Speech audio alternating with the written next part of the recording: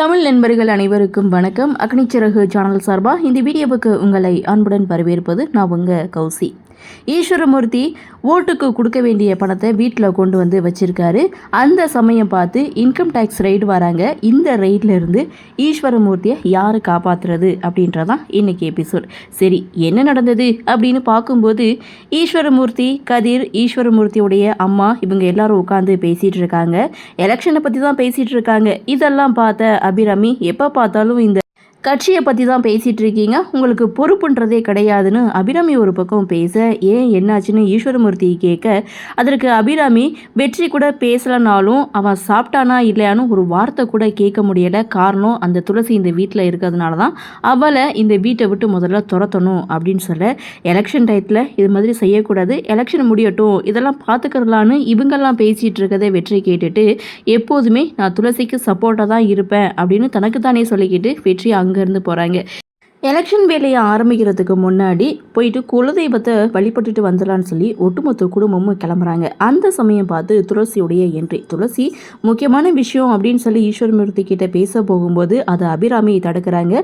துளசி என்ன சொல்ல வர்றாங்க அப்படின்றத காது கொடுத்து கேட்காம அங்கேருந்து எல்லாரும் கிளம்பி போகிறாங்க.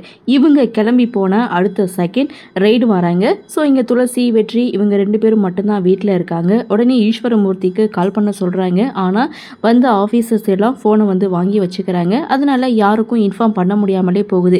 அங்கே வேலை பார்க்குற ஒருத்தர் ஈஸ்வரமூர்த்திக்கு கால் பண்ணி இன்கம் டேக்ஸ்லேருந்து ரைடு வந்த விஷயத்த உடனே சொல்கிறாங்க.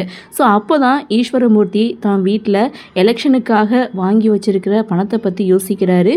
ஸோ அந்த பணம் மட்டும் கிடைச்சதுன்னா அரசியல் வாழ்க்கையே சிதைஞ்சிரும் அப்படின்னு சொல்லி கோவிலுக்கு போனவங்க உடனே திரும்பி வீட்டுக்கு வராங்க.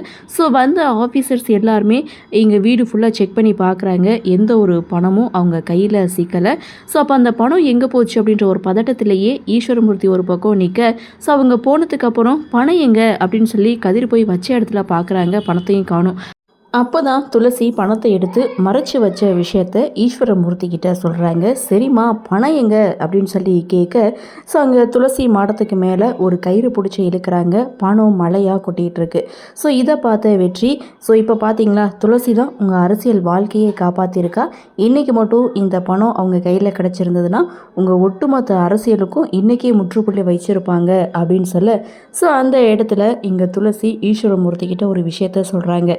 எலெக்ஷனில் நேர்மையாக நின்று ஜெயிக்க பாருங்கள், அதுதான் உங்களை நேர்மையாக வழி நடத்தும், யாருக்கும் பயப்பட வேண்டியல அப்படின்னு சொல்லிட்டு இங்கே துளசி அங்கேருந்து போகிறாங்க. இதோட எபிசோடையும் முடிக்கிறாங்க. ஆக மொத்தம் இன்னைக்கு துளசி தான் ஈஸ்வரமூர்த்தியை காப்பாற்றிருக்காங்க. அடுத்தடுத்து என்ன நடக்கும் அப்படின்ற ஒரு எதிர்பார்ப்போட இன்னைக்கு எபிசோடை முடிச்சிருக்காங்க. சரி, என்ன நடக்குது, என்ன மாதிரியான சுவாரஸ்யத்தோடு கதைக்கள நகர்வை கொண்டு வராங்க அப்படின்றத நாமளும் பொறுத்திருந்து பார்க்கலாம்.